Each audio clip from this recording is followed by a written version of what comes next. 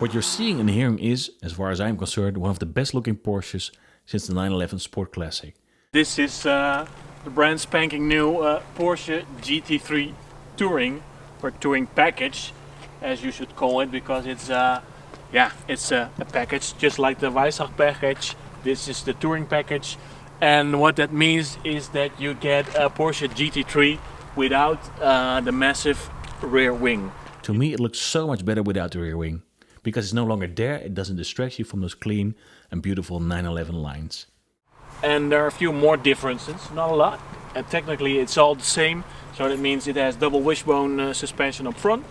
That goes for all the GT3 models nowadays from Porsche. One difference with the normal GT3 is the front bumper is color coded, as it's sprayed in the same color as the rest of the body. So the normal GT3 has a little bit of black in the front spoilers. It has Porsche ceramic brakes with a yellow brake caliper. I think you can decide which color you want it to be, but this one is yellow. It's a nice touch because the rest of the interior, there are some details in the interior that are yellow as well. I think it's speed gelb is what they call it. Speed gelb in the interior as well. So the seat belts are yellow as well, and the stitching in the seats is yellow as well. So that's a nice touch to this demo car. It really has some lovely wheels. It's nice and low in the front. The hood here, there's also a hood here. It's made of carbon. It's very light. The whole car is extremely light for a Porsche. It is the same technical specs as a regular GT3. So.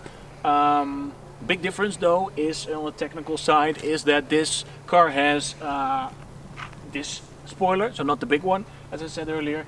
This car has 100 kilos downforce less than the other GT3, but according to Porsche, below 100 kilometers per hour you won't notice it, and above maybe, yeah, on a track it's not a car with that lacks downforce, so no worries there. And I love it with the rear wing up. It's a touch of a button, you can put it up, but it will also go up automatically and down again during driving according to your speed. It looks really cool, I think. It's kind of like a ducktail, and yeah, just like the old the RS Porsches of yesteryears, of yesterdays, and yeah, it really looks cool. So it looks better than a normal GT3, but it's just as good to drive, even though the GT3 Touring lacks 100 kilos of downforce on the rear axle, and it's just as rapid. It has the same 4-liter normally aspirated 6-cylinder boxer engine. It delivers the same 510 PS and 470 Nm of torque, and it also has a 9,000 RPM rev limit, which is simply crazy for a street legal car. Well, guys and girls, they still exist. Cars with a manual gearbox. This Porsche has a manual gearbox. This GT3 Touring is one of the few cars that has a manual gearbox still. It has 6 gears, and yeah, better still, it's a manual gearbox coupled to a Porsche. So that means driving heaven, and it really is a joy to shift gears with this car. So it's really easy. It's easy to drive.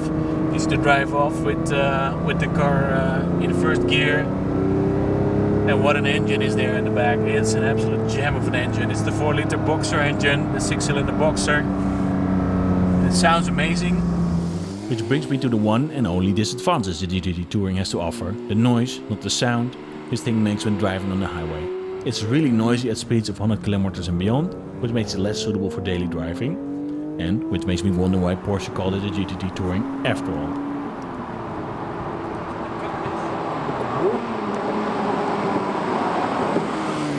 Bump coming up here, and this car has what's called a smart lift system, so I can push a button right here and it will lift the car up, the nose. It's not exactly necessary with this speed bump, but I'll deactivate it again, so I'll push it down again, and I can push a button right here and it says save, or opslaan in Dutch, and it will save the location of the speed bump, so next time the smart lift system will know I'm approaching the same speed bump I just crossed, and it will raise the front axle automatically for me, and it will lower down the nose again after I've crossed the speed bump. So pretty smart system. So the car has shift lights on both sides of the center dial, but I've only just discovered them because they appear around 7,000 RPM. So you really have to go up high in the rev range to activate them. I like the steering as well. The steering is really direct. It's really direct steering, but is it electro-hydraulic steering? But in most Porsches it's pretty good. There isn't a mechanical connection with the front axle, but yeah, Porsche has managed to create a electro-hydraulic steering mechanism that does give you a steering feel. It's really special. This is a car that talks to you. Not as much as the old GT3s used to do, but yeah, there's some communication, so that's good. It gives me a connection with the car, just like the gearbox does and the clutch. It makes me feel in control of the car, and that's what you want of a sports car. You can order this car with PDK, but yeah, why would you? I think this is by far the most special GT3 experience. I would only order the PDK if I would visit a track on a monthly or weekly basis, if it would be my track day car. But this is a GT3 Touring, so it's made for driving on the public road. So imagine driving this on an alpine pass on somewhere in the mountains, and shifting gears yourself. Heeling and towing is what you want. That's driving heaven for me. Enjoying the noise, the road holding of this car. It's so good to drive. The steering is sublime, just at the seating position, the throttle response, the gear shift, the brakes and the balance of this car. It's all 10 out of 10. It's surprisingly easy to drive hard and easy to drift as well.